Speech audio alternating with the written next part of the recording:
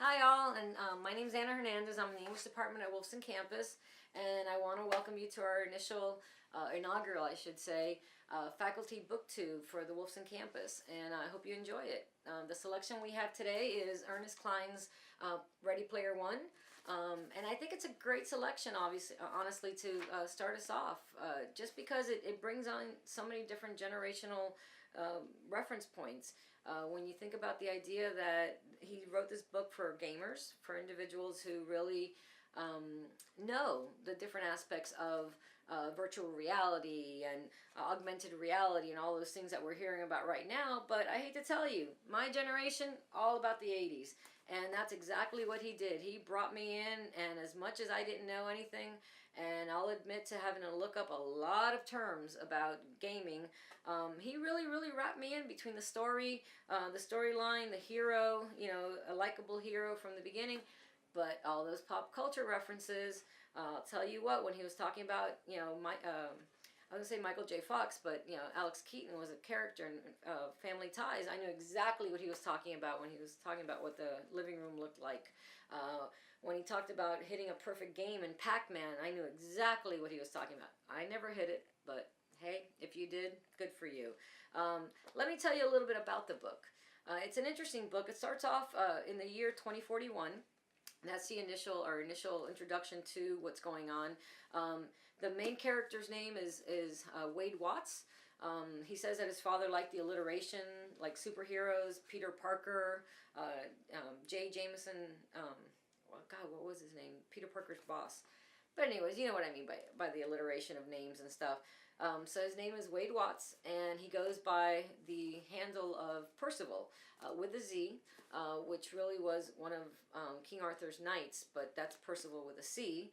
And that name was already used. I'm sure you've had the experience where you've had to add numbers to the end of some kind of handle on an Instagram account or Facebook or something else, an email account, because somebody else is already taking your name. And Wade, or Percival if you will, takes us through the story. In 2041, a man by the name of James Halliday passes away, and he's a multi-billionaire. They kind of reference him, or they compare him of sorts to Steve Jobs. He's a guy who's incredibly creative, much better with computers and things like that than he ever was with other people. And he created this world. He spent his entire life creating this world that they call the Oasis. And the Oasis is a place where people just go. They basically live in this place. It has everything from educational institutions, kindergarten through 12th grade, colleges. They have businesses there. You can buy and sell all sorts of vehicles from there. People just the same as in the real world, where you have poor people versus people have more wealth, and you are able, like in any gaming situation, to level up.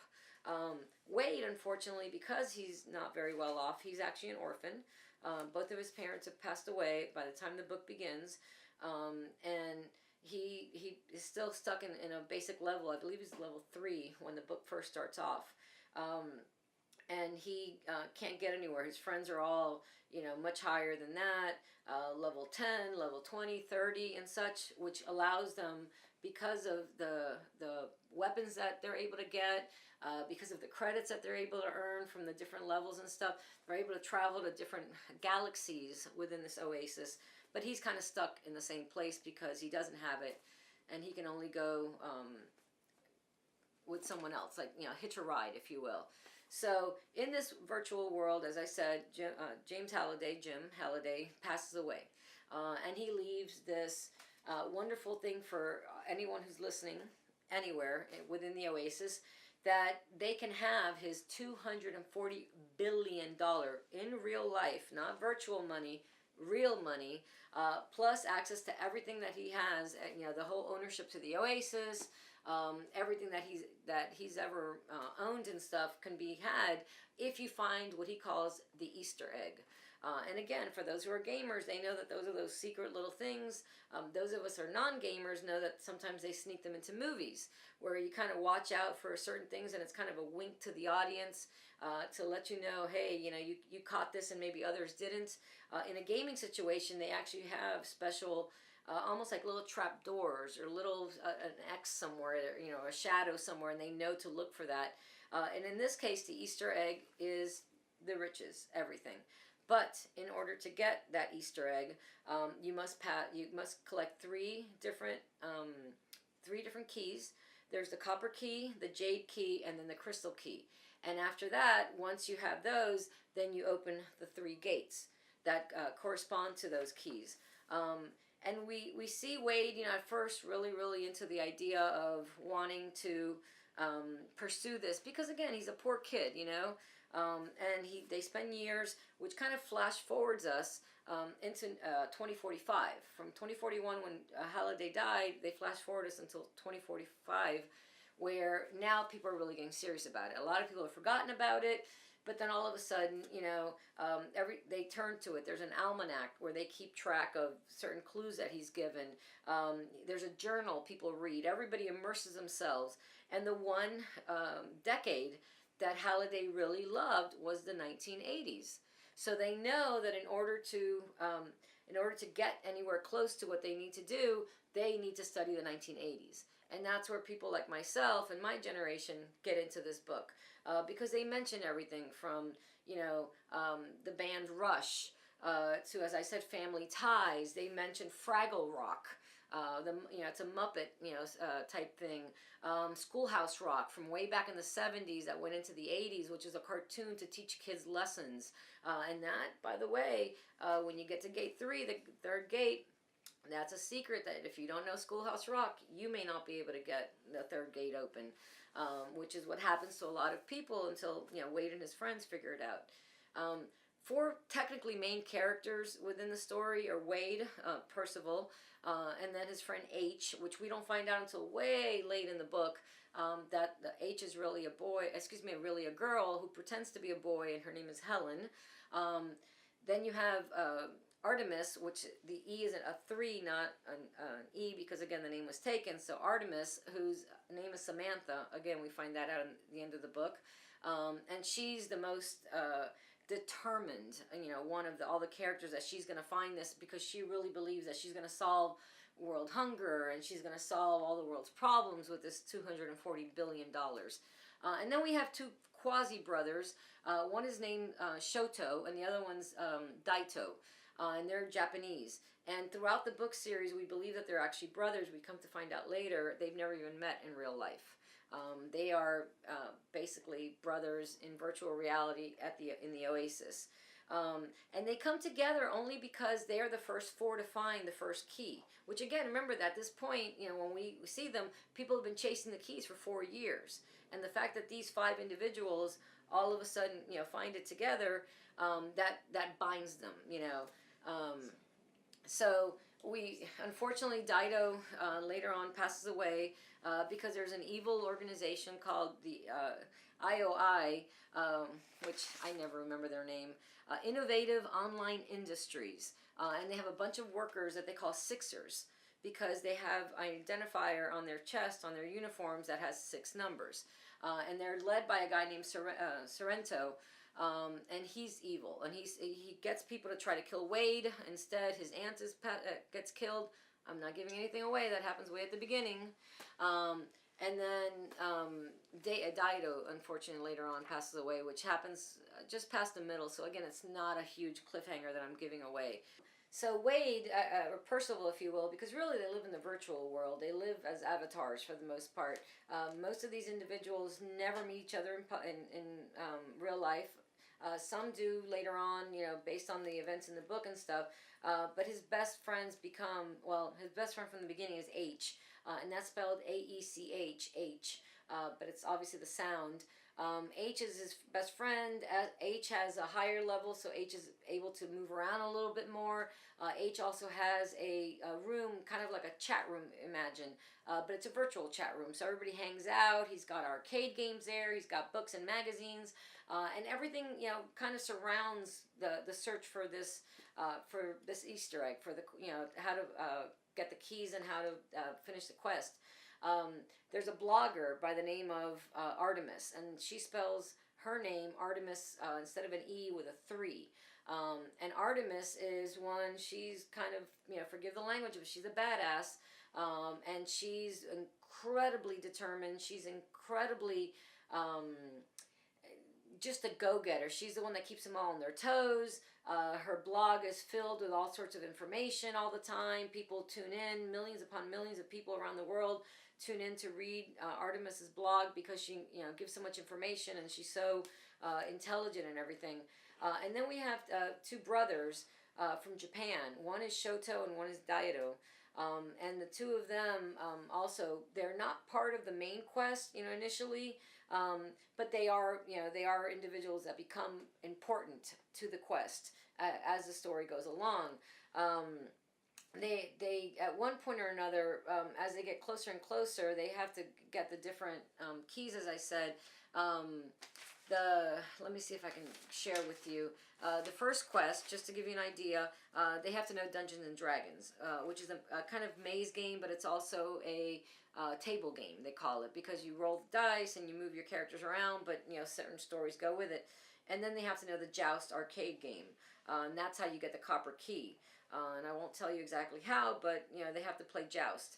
To get through the gate, the first gate, they have to reenact the movie War Games. Full dialogue, inflection, everything else. For the second quest, or right before the second quest, and this is kind of one of those, not necessarily a spoiler, but an interesting point that, the other members of the little group miss, is that he chooses to play a game of Pac-Man. Which is, again, a very, interesting game that back from that time, from the 80s or so. But he chooses to play it, no one else does. And as a result of that, it makes a difference later on, which I won't exactly tell you why. For the second quest, they have to play a game called Zork, and they call it a text game. It's kind of a what if. You're going through you're going through a forest. Do you go to the right? Do you go to the left? You come to a river and you see a cup. Do you drink the water or do you just save the cup? So depending on what your answers are is how the game goes. That's for the second quest. And when you finish that one, you get the Jade key. And Jade, is a green, key and stuff. Then they have to go right before the gate. They have to do a reenactment of a movie called Blade Runner, which is a Harrison Ford movie from years ago. To get through the gate, they have to play a game called Black Tiger. It's an arcade game, but it's not just an arcade game like what we're used to with the joysticks and buttons and stuff. It's an actual 3D virtual reality arcade game. And then they're given at the end, they're given a choice of a giant robot to choose from. They move on, and when you get to the third gate, when you go get the crystal key, there's a whole issue that goes on and stuff. He had to go to a temple of sorts, give an offering. This is where they bring in the band Rush, and old guitars and stuff. And that's how they get the crystal key as a result of this figuring out the Rush song. Then the big climax happens when they get to the castle, which is the third gate. And this is right where I told you that it's important for you to know Schoolhouse Rock, and especially math rock of Schoolhouse Rock, because our main characters figure it out, but others can't. And together, that's how they figure out, how to go. But at this point, there's a huge conflict. There's a huge battle with Sorrento, the Sixers, and all the other members of IOI. There's a lot that goes on. Wade figures out, a way to infiltrate them. As a result, he kind of, works from the inside. And then that leads to the big climax, the battle, and then the third gate. I think it's a great, honestly, it's a great book. It's an interesting book. A couple of things to mention that I found interesting.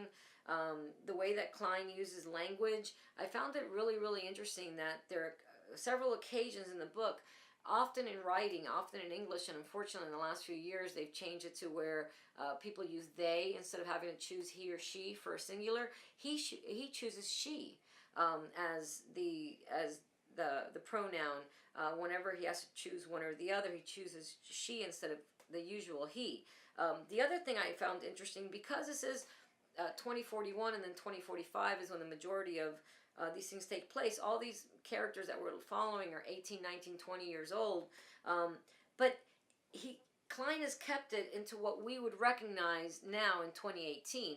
There are office workers. There are still cars. There are still planes. There are still, people with money and people without money, virtually and in real life. But really, it's a quasi-dystopia. There are a lot of slums. People have lost their money. There's a huge fuel crisis that happens, and as a result, there's no money. A lot of people are on welfare. Almost what you would see in a regular dystopian novel, where there's very little to look forward to and stuff. So the way he blends all these worlds, I think he did a really, really great job. And I really hope you get a chance to read it and enjoy it. I really enjoyed it. I've read it twice now, and I think it's an incredibly well done book. And let me know what you think about it. So hope to see you on the next flip side, as they say in the old days. And enjoy.